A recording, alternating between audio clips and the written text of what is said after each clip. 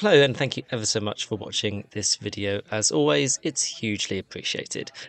This is a trip back a couple of months now. This was filmed at Ruislip at the IDL Open at McGovern Park on the 29th of December. So it was betwixtmas. It was filmed during that glorious period of the year where it's between Christmas Day and New Year's Day. The World Championship is in full flow at Ali Pali. And of course, all of us Stars players are absolutely chomping at the bit to get out to a local open.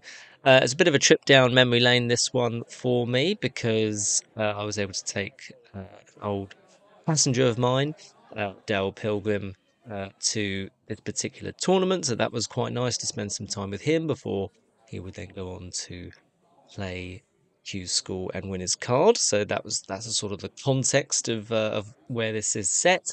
And of course, it's great to get along to a new venue as well. I do believe that McGovern Park is going to be a real gem of a venue, really. Not so much a hidden one either, because I think that with the backing of John and Fran, that are doing a fantastic job of the venue and investing in all these boards. So you can see some of the freestanding boards there. They know what good darts looks like. And so I do believe that the fact that the venue is already nice, and in addition to that, it's got loads of space, nice bar, nice facilities, and they know what a good darts tournament needs to look like and the work that goes into it. I think that it's going to be a real venue to keep an eye on. And this was one of the first opens held there at this particular venue under the IDL banner. Great to see Paul Butler again. Great to see Charles Hardy, who also works at the venue, my former practice partner from Riley's Victoria. It really good stuff, and I cannot wait to go back there, and I will be going back there towards the end of March. That's March the 29th. They've got a tournament there called The Big One, and it's £1,000 to the winner, and that is ADC affiliated to us, goes to a non-tour card holder. So keep an eye out for that one. I will vlog from there as well. So onto the tournament itself.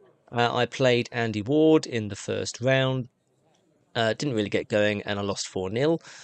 But few glimmers of hope, a few fairly decent runs in the first and fourth leg, few treble hitting visits in a row, which was quite nice. But Andy didn't miss much, averaged in the 70s, very capable player. Chatted to him afterwards and was really incredibly nice as well. And he actually won another tournament held at this venue just a few weeks after this was filmed. So clearly in good nick, and definitely someone that you don't want to be drawing in the first round. So no, well done to Andy. And he would go on to make the latter stages of this particular tournament, and it would only be Martin Lukeman who had entered this event, the Grand Slam runner-up, and was based fairly locally to this venue.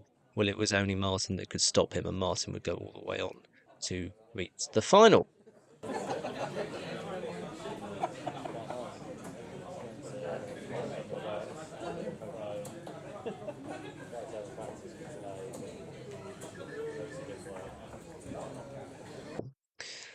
Then had an opportunity to film Dal Pilgrim, who's been on the channel probably more than any other player over the years. Very good friend, and this was all a part of his key part of his preparations for Q School, which he would have success in. So it just goes to show the importance of these tournaments and how they, in the role that they play in preparing players for performing at the highest level. So he would do this one, he would do Walton the next day, which he would win, and he would also go to Slade Green, and I think he would reach the semis there. So very important, these local tournaments in the grand scheme of things. So I filmed a couple of his games, and you could see, very clearly was in some of the form, some really good form, and he would take that form to Milton Keynes, where he would win his card. Now, important to point out, of course, this was filmed before he won his card, so I am allowed to show it because, of course, remember, you can't film tour card holders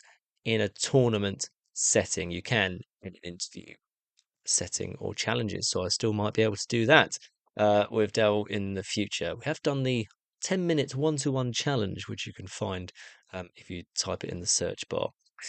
So Darrell would reach the semi-finals again. He would miss out to Martin Lukeman in a last leg decider. A very good game, both averaging in the 90s. And the other semi-final, well, that was Charlie Green versus Nick Holman. And good to see Nick again as well and have a good chat with him. Haven't seen him for a while, despite the fact he lives down the road. And that was a very good semi-final as well, very close contest. And then in the final, Charlie Green would actually cause a bit of an upset because he would actually win the tournament and beat Martin Lukeman at a local event. And we put that on social media, and of course, people couldn't believe it. Well, it was a big shock. But at this grassroots level, anyone can beat anyone. There's some fantastic talent out there.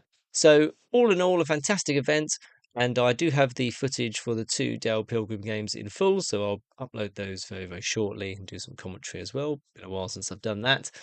And I look forward to being back at Ruislip, seeing Paul Butler and Charles Hardy, John and Fran again for what is sure to be an excellent day at McGovern Park, Ruislip, for the big one on the 29th of March.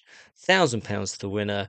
And well, I won't be winning it, but it's a great opportunity for a number of players. 16 boards, definitely a round robin for that one. So it should be a fantastic day. So look forward to seeing some of you there, hopefully.